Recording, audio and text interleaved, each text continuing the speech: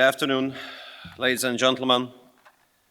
Dear Juraj, dear Lukáš, thank you so much for including me into the program of the tradition-setting meeting of V4 Business.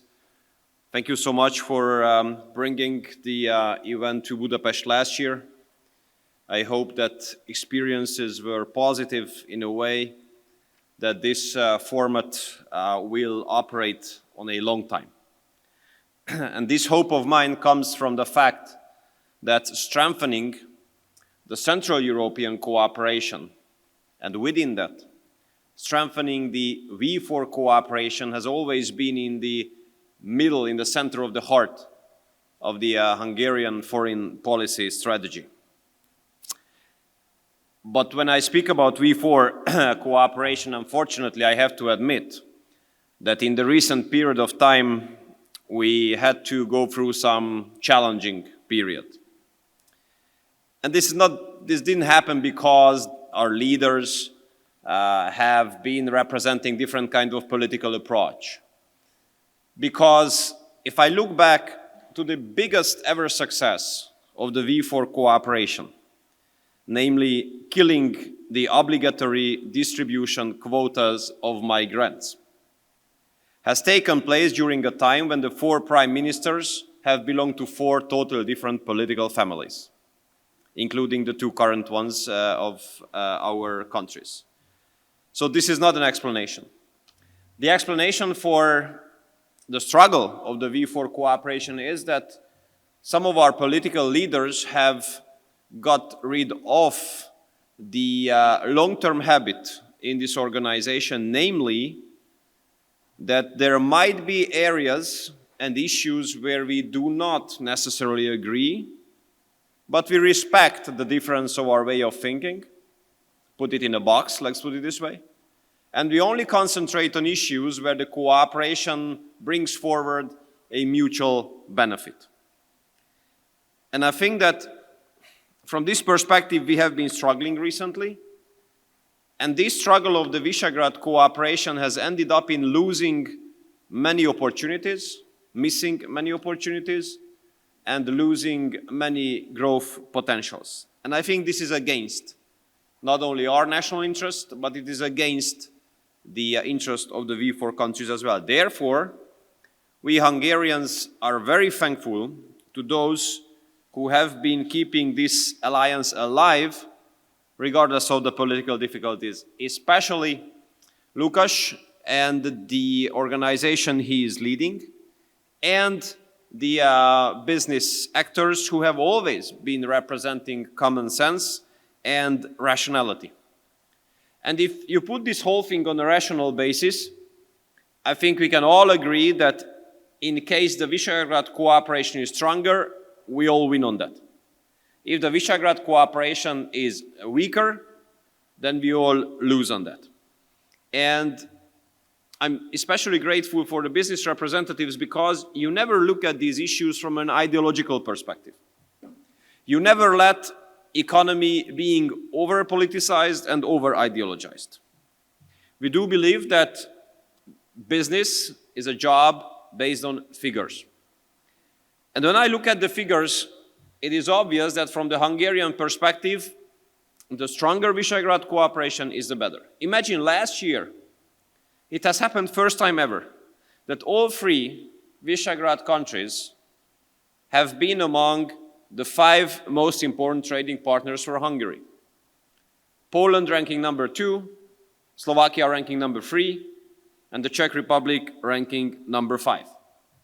So I think business leaders understand that without any kind of political hint, the tighter the Visegrad cooperation is the better for the Hungarian economy.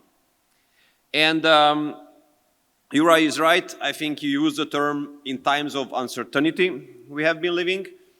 I don't think it's an exaggeration to say even that we are living in the age of dangers.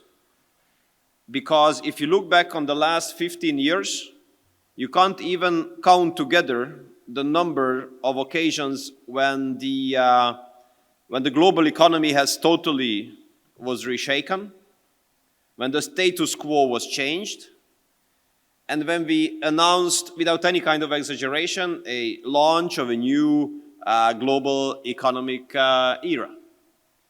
And if you look back these crises in the last 15 years, it is again without an exaggeration to admit that we Central Europeans have come out from these crises in a stronger position compared to how we entered these crises.